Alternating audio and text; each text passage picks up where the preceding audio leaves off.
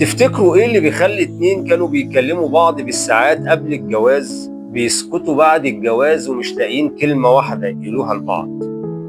الحقيقة يا جماعة إن ضعف التواصل من أخطر أسباب فشل أي جواز.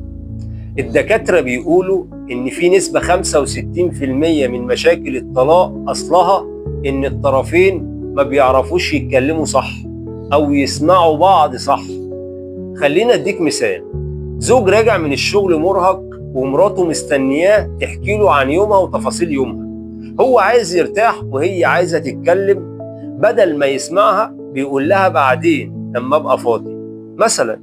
هي تحس انه مش مهتم بيها وهو يحس انها بتزن عليه ومش حاسة بتعبه. وبعد فترة الحوار بين الاتنين ده بيقل وكل واحد بيعيش في عالم تاني لوحده، وده بيحصل كتير جدا. طيب مثال يا جماعة بيحصل في بيوت كتيرة جدا. زوجة متضايقة من تصرف جوزها مثلا، بدل ما تقول له بهدوء أنا بتضايق لما بتعمل الحاجة دي، لأ، تفضل كاتمة جواها، ولما يكرر التصرف ده أو الحاجة دي تنفجر فيه بغضب، والزوج نفسه يتفاجئ ويقول هو أنا عملت إيه أصلا؟ فالنتيجة يا جماعة خلاف كبير، والمشكلة الحقيقية لسه ما انتهتش. تمام؟ طيب المشكلة إننا ساعات بنتكلم علشان نرد مش علشان نفهم، وده بيخلي كل طرف يحس إنه لوحده. طيب إيه الحلول؟ الحلول يا جماعة أول حاجة نخصص جلسة أسبوعية للكلام بيننا وبين بعض. يعني لازم نخصص ساعة على الأقل في الأسبوع تتكلموا فيها عن مشاعركم واحتياجاتكم بهدوء. تاني حاجة اسمع من غير ما تقاطعه.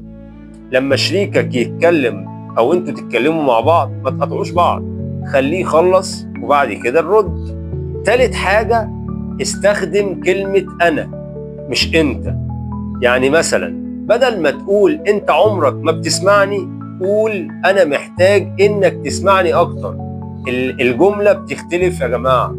رابع حاجة التعبير عن المشاعر. مش عيب تقول انا زعلان او انا محتاجك، ولا عيب ولا حرام. طيب خامس حاجة هي لغة الجسد. الابتسامة صدقة. ما بالك انت بتبتسم لزوجتك او زوجتك بتبتسم لك؟ نظرة عين او لمسة ايد ساعات بتوصل اكتر من 1000 كلمة. صدقني الحاجات دي بسيطة بس فرقها كبير جدا. الزواج مش معركة مين يكسب ومين يخسر. الزواج فريق واحد، يا تكسبوا سوا يا تخسروا سوا. وفي الحلقة الجاية هنتكلم عن سبب تاني خطير، الخيانة الزوجية وكسر الثقة، وإزاي ممكن نتعامل مع الجرح ده لو حصل. لو الكلام ده لمسك بجد شاركه مع حد ممكن يستفاد منه أو يشترك في القناة. السلام عليكم.